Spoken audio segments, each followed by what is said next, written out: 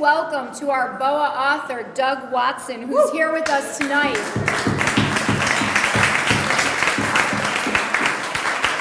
You are in for a real treat. Doug is the author of the winner of BOA's inaugural Short Fiction Prize for his debut collection of short stories, The Era of Not Quite. And he's going to share some of the Era of Not Quite with us tonight, and you are going to love it. Hi, everybody. Thank you for coming out today. Can you hear me in the back? That was a little joke, I thought. I'd really like to say thanks to BOA for existing, because without BOA, this book would not exist, and I would be just another guy who wrote a book that didn't really exist. So, you know, I also have one of those. But anyway, I forget what I was going to say. So I'll just start reading. I'm a fiction writer, but you know, it seemed as if people were more into buying memoirs. So I thought, oh, I should really write a memoir. But the problem is, when you're a person who actually doesn't want other people to know anything about you, it turns out it's very hard to write a memoir. So I wrote one. I got it down to one page, and I'm gonna read it to you now, and then we'll move on to fiction. So it's called my memoir. I was born in 1971, as though to compensate the world for its loss of the Beatles. In 1975, the year Saigon fell, I fell too, and cracked my head open on the corner of a brick fireplace. I bled but did not die.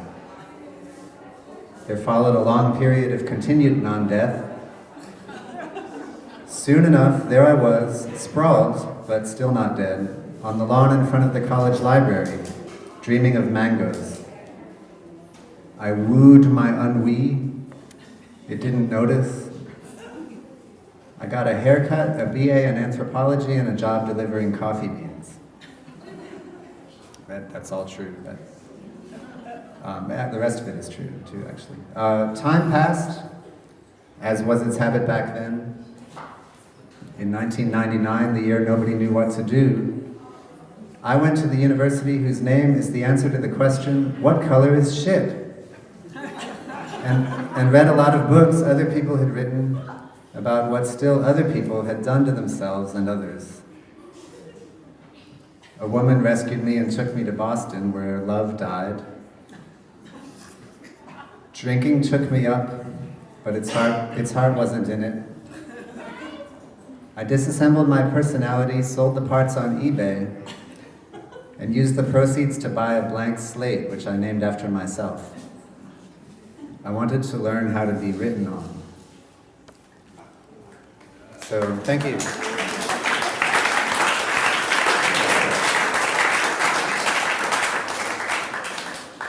That is all you need to know about me. So this next one is called Wolves, and it's about wolves. I guess, I don't know.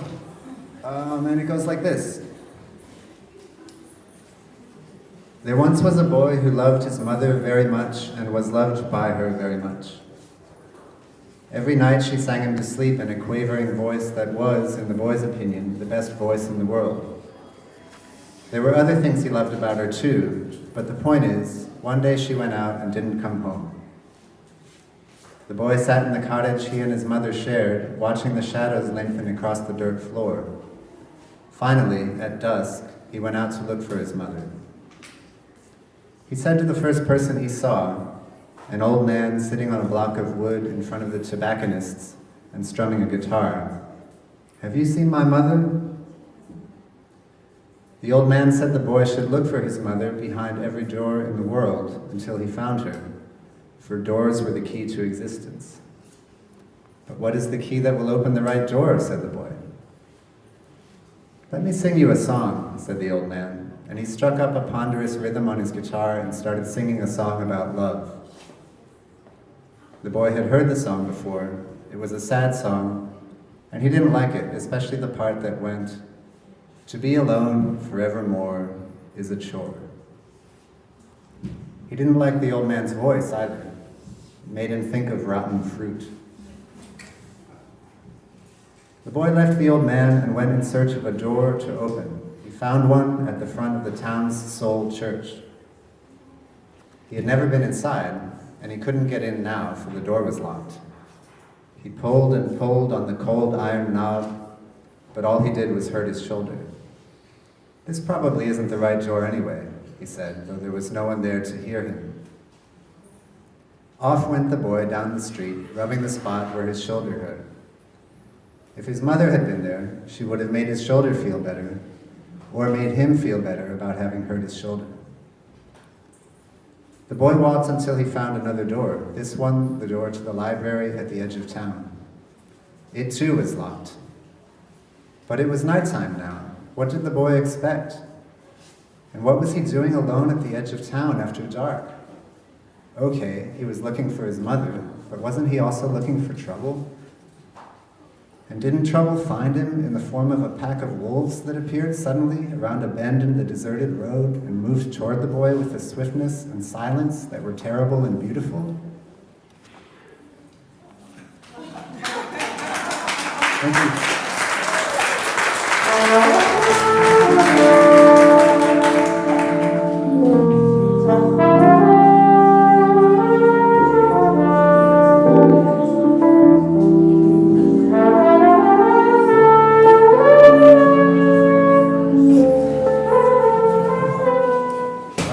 This next one is called Two Country Gentlemen. And this story won an international contest for the story that had the most characters dying in the first paragraph. It was sponsored by like an International Morticians Association or something. It's not a well-known literary contest, but none of that was true either, and this story is also not true, but it goes like this. Two country gentlemen loved the same woman. Neither succeeded in making her his wife. She married a customs agent and emigrated with him across the sea to a distant colony where she died in childbirth. The child was stillborn. The following year, cholera swept through the colony, killing most of its inhabitants, including the customs agent. Because they did not have to work for a living, the two gentlemen had plenty of time to pursue the ghost of their beloved. Each did this in his own way. The first, an avid gardener, never married. Year after year, he tended his plot of dark, cool earth, always imagining the eye of the woman he loved upon him. She admired, he knew, the care he took with his plants, and she was grateful for the baskets of green peppers and yellow squash and other gifts he carried from garden to kitchen, a kitchen that was hers, though she hadn't wanted it. During the winter, the gentleman tended the fire in his fireplace as carefully as he tended his garden the rest of the year, and with the same audience in mind. He died at 81, leaving no heirs. The second gentleman took not only a wife, but also the wives, daughters, sisters, and female servants of a number of his neighbors. Sex, he hazarded, provided a foretaste of the ecstasy of dying. And even if he was wrong about that, it was certainly true that sex was a good way to look for the ghost of love. To know many women was to know all women, including the one he had never known.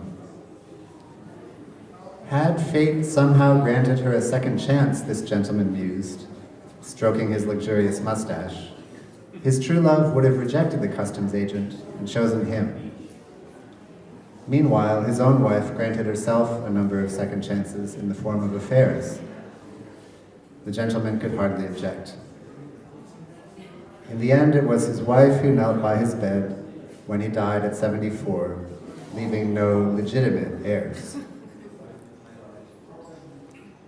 Speaking, reader, from beyond the grave, the woman the two country gentlemen desired wants you to know two things. One, that no life is sad during which at least one fervent wish is granted. She remembers ascending to the deck of the ship and catching the scent of the lush new country in which she and her husband would make a new beginning. And two, that the soul of her child, who inherited nothing, not even a single breath of air, is as beautiful as porcelain.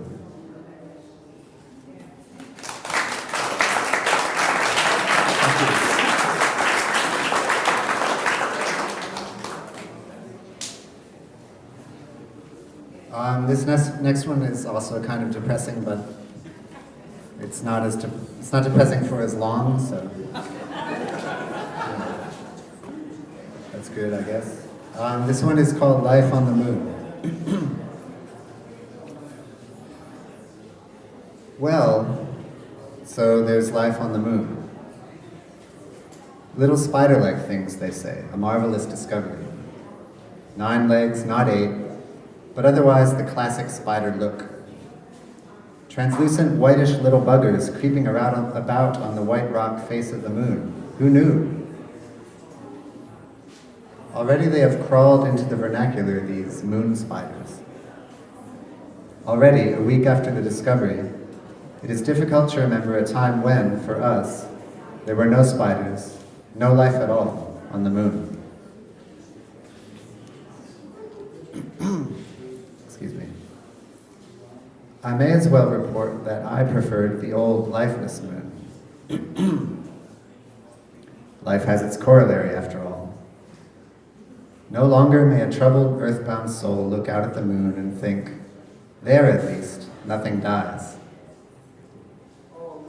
But I suppose if I were on the moon and didn't know any better, I would look at the earth and say to myself, in my voice, which is self-destructing as we speak, there I wouldn't be alone.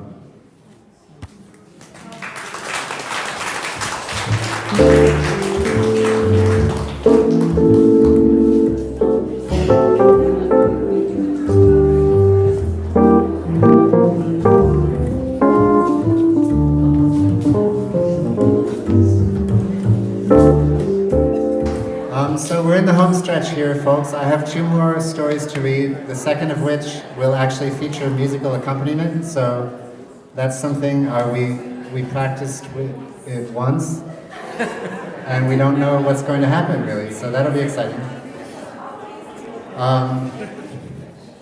Please tip your bartender. Because I'm walking. I think you can tip the writer too. I'm not sure. You can try it, see what happens. Okay, so this next story, you know when you're reading a magazine and you're flipping through and you come to the middle and you get to one of these things that's labeled special advertising section, you know, and it's like, Idaho, a great place to do business. We have almost no regulations or whatever. And it's like 8 pages of that. Businessmen in, you know, suits and ties with hard hats on, that sort of kind of imagery. Well, I decided to put one of those in my book without pictures. And it's called Special Advertising Section, and it goes like this. Well, here you are, halfway through Douglas Watson's first and last book of stories, the era of Not Quite. What do you think so far? Too many words? Too many deaths? Now might be a good time to take a break, maybe step out for a breath of air, or head up to the corner store for a pack of cigarettes. Or perhaps you would prefer to press on, to get the book over with. Either way, before you read any further, know this. The book you hold in your hands offers few of the pleasures of a novel. Were it a novel, instead of being the era of not quite Douglas Watson's first and last book of stories, you would already know most of the characters you could expect to read about in the book's second half. These characters would by now be friends of yours or enemies. Handing your money across the counter, taking your cigarettes, you would wonder what had possessed the novel's protagonist in the chapter you just finished reading to send that email she should never even have written. You would be eager to find out in the book's second half how the Monsignor would react to the protagonist's email and whether the protagonist's brother would discover the rats in the pantry. Or pantry. This, sorry, that word actually came up last night. A few of us were hanging out. I was getting a lesson in Rochesterese, and that word was used as an example. I just remembered now. Say it however you will. In short, without even noticing it, you would be savoring the chief pleasure afforded by novels, which is that they help you forget about your own life for a while.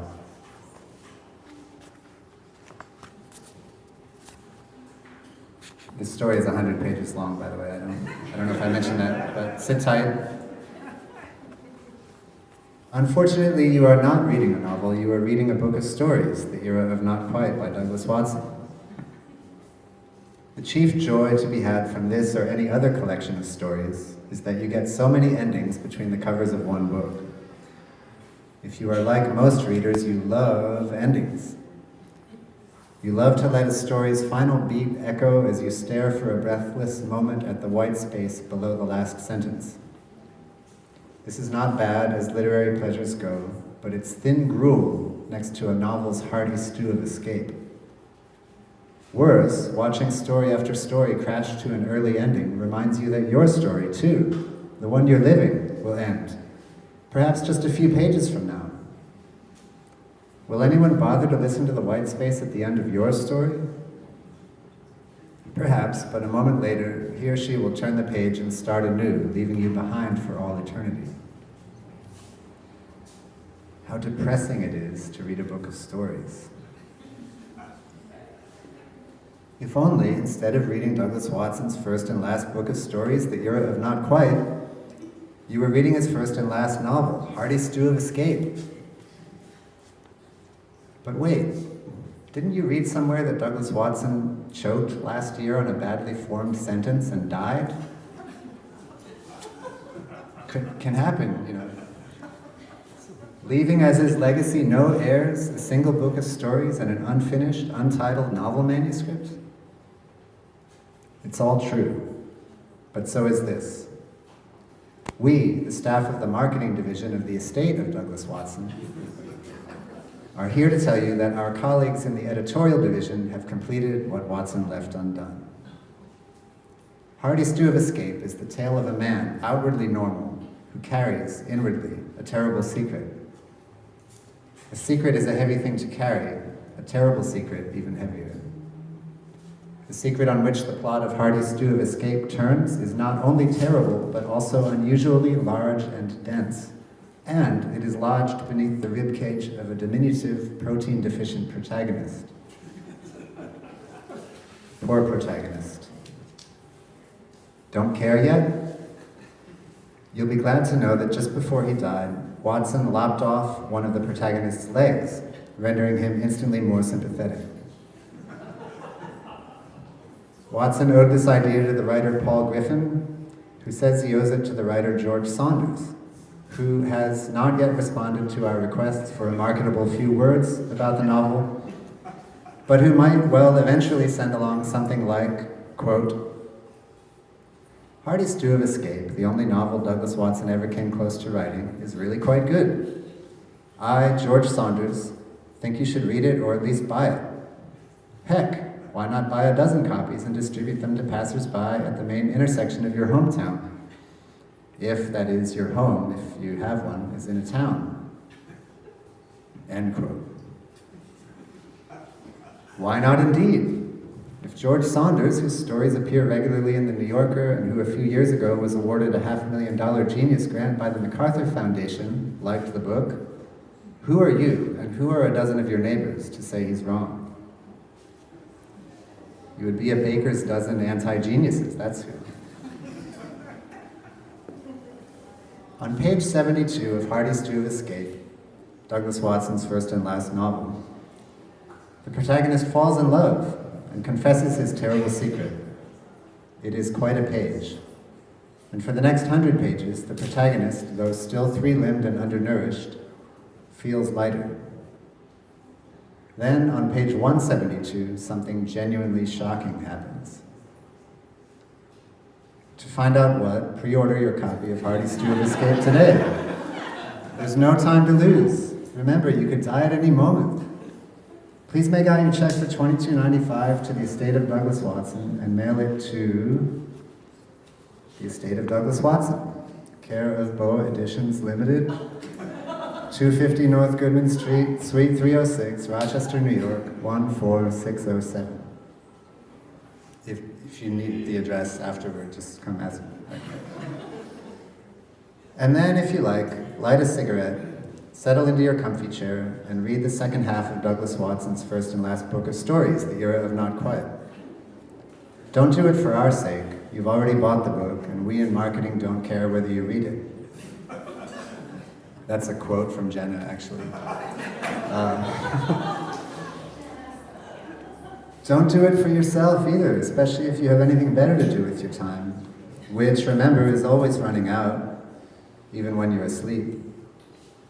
No, do it for the man who labored, perhaps foolishly, but certainly at great length and to the best of his ability, over the book you hold in your hands. He loved you, you know. He just didn't know how to say it.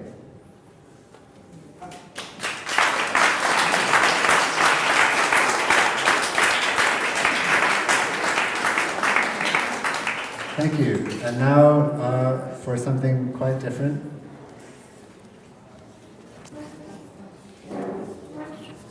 This one is called Narrative of the Life of Jacob Livesey. And it's 942 pages. But there's a lot of white space in there, so it should be done before dawn. Jacob Livesey entered the world via his mother during a period of growth in the manufacturing sector and stagnation in the arts. He himself stagnated until a rainy Wednesday afternoon halfway through his 39th year, when, quite by accident, he discovered that he was a composer of experimental music.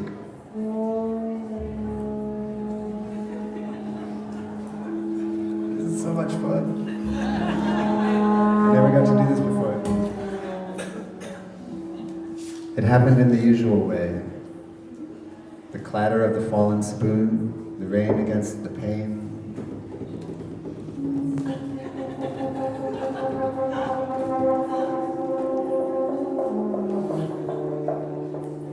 In that moment, Jacob heard the world as though for the first time. It was the only time he ever fell in love. Soon Jacob was the owner of a basement recording studio and a top-floor reputation within the avant-garde composers community. There were many avant-garde composers, the arts having long ago ceased stagnating. But there was, it was said, only one Jacob Livesey. If you wanted to hear the surprisingly sensual musicality of the everyday sounds of the age, you could either listen for it yourself, or you could listen to one of Jacob's recordings. Jacob could put the sighing of a coffee pot on a whole new wavelength. But there was more to his music than that. In his most critically acclaimed compositions, Jacob not only rendered beautiful the quotidian, but also evoked the twin longings that tore, although not asunder, the inner lives of many of his contemporaries. The desire for repetition and the hunger for something, anything new.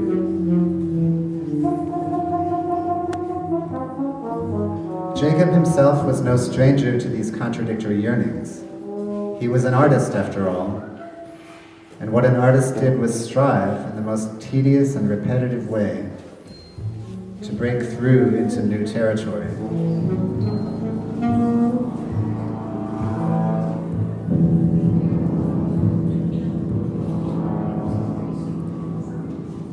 Sometimes the whole project got a little old. Eventually, so did Jacob.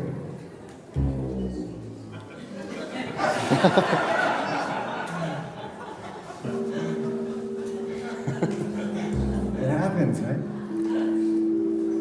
Suddenly, as it seemed to him, he had arthritis and emphysema, and the feeling, half the time, that he had misspent his life.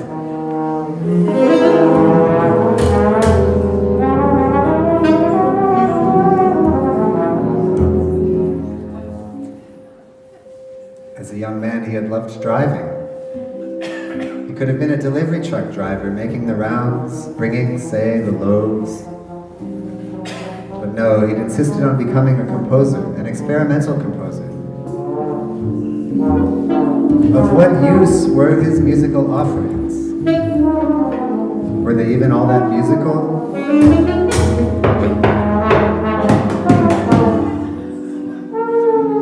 Did people really like them, or did they just say they did?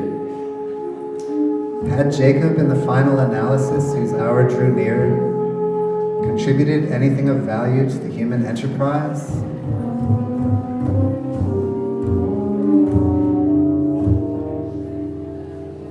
Jacob would sit alone at his kitchen table, puffing on his pipe and thinking these thoughts.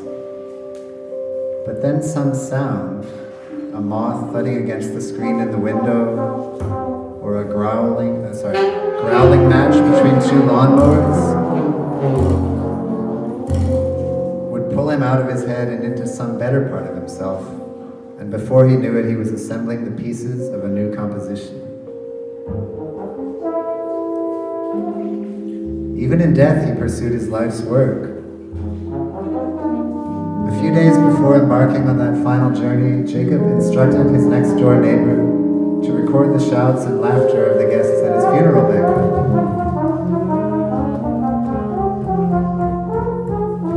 The resulting work, Crying on the Inside, won the deceased a permanent place in the strange hearts of the leading new music critics, who claimed to hear in Crying a none too subtle rejection of the degraded politics of the age.